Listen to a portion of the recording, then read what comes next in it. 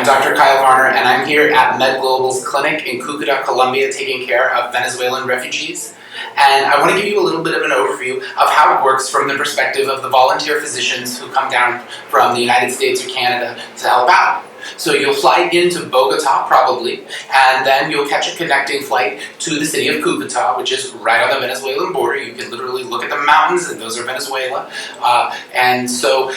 MedGlobal will have somebody picking you up at the airport and taking you to the hotel. We all stay at a really decent, it's nothing fancy, but it's not a Spartan hotel either. It's just a decent, comfortable hotel. So we all stay there. So they'll welcome you, make sure you get settled in. If you don't speak Spanish, they're going to provide you with translators. They'll even show you around town, make sure that you're safe, because it's a place where very few people speak English.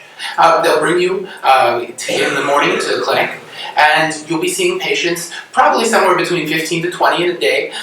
The patients all arrive in the morning and they get numbers, and so you see them one after the other and bring them into the consult room. You'll have somebody helping you to put stuff into the medical record, and obviously if you needed a translator, and you're going to be seeing all the cases depending on your specialty. As an internal medicine doc, I'm seeing adults who are not pregnant, but if you're a family practitioner, or if you're a pediatrician, or if you're a dermatologist, all the different specialties, you'll see people who have needs according to your specialty. And the need is just overwhelming here. So there's just no shortage of patients. And so you'll be able to see them. We have a very large formulary of essential medications. It doesn't have every medication in the book, but it's got all the essentials. And we're able to write prescriptions for those that the patients can take to a pharmacy that fills them for free. We also have access to a pretty useful and decent battery of laboratory testing.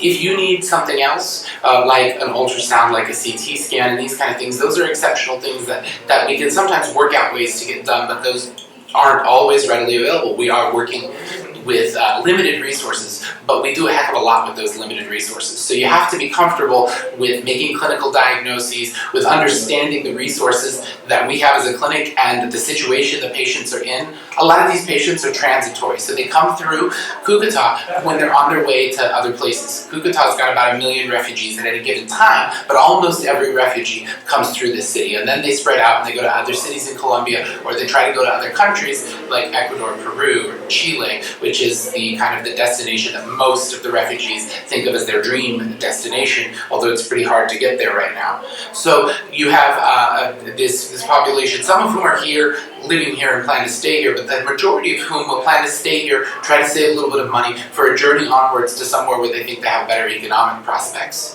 At the end of the day, the clinic will take you back to the hotel. There's dinner. There are regular restaurants, and the hotel's actually in a really nice zone right across the street from a mall. And so you've got a lot of modern amenities. You're not going to be uncomfortable. They've got hot water, air conditioning. There's a wonderful, wonderful Peruvian restaurant in this city. There's all kinds of restaurants, so you can usually have a very relaxed night, sometimes even some sightseeing. Usually after your week, there will be a day that's free, usually on Sunday, and the group that will typically take you to the border to see what it's like for the people crossing. And you can see the soup kitchens, you can see the people begging at the border, you can see just the thousands of people streaming across in this direction with their personal belongings. And in the direction of Venezuela, they'll typically be carrying food and other goods on their backs. And you can actually look from the bridge to the river that constitutes the border, and you can actually see people crossing irregularly because there's maybe even more traffic irregularly over the river than there is over the bridge. And there's a lot of very weird things going on there. But it's so amazing to see this scene because it's the front lines of a crisis. It's making international news headlines, but you can come here and make a real difference. So if you're interested in coming, please get in contact with MedGlobal and let us know. We would love to have you because the need is overwhelming here and you can make a real difference in people's lives. If you're interested in helping out but you can't come, think about making a donation, helping to keep our clinic open, helping to keep medications in the hands of our patients. You can make a donation in money, not medication, but in money to MedGlobal, and we're able to get very, very good prices on all of our medications, make your money go really far, and we can make a big difference in a lot of people's lives. So just go to the MedGlobal website and make a donation. Thank you so much.